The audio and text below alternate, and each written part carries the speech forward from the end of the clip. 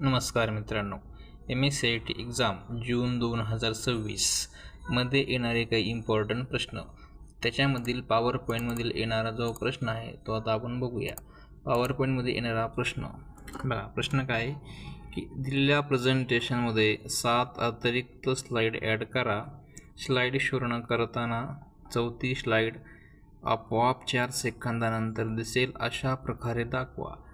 तिसऱ्या स्लाईडला time effect apply करा. हा प्रश्न करताना बरेच विद्यार्थी स्लाईड क्रमांक 4मध्ये घोळ करतात.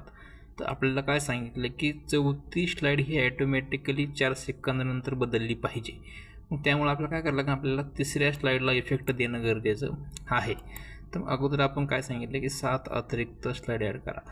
अतिरिक्त म्हटल्यानंतर आपण न्यू स्लाईडमधून 7 घेऊ शकतो. 1 2 3 4 6 7. ठीक आहे. त्यानंतर आपल्याला काय करायचं आहे, त्यानंतर आपल्याला तिसऱ्या स्लाईडला इफेक्ट द्यायचा आहे. तिसऱ्या स्लाईडमध्ये जायचं.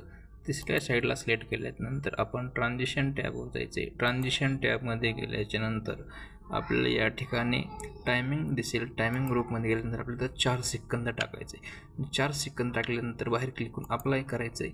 आपलं ॲटोमॅटिकली उत्तर बरोबर येते. तेव्हा आपण सबमिट करूया. थँक्यू.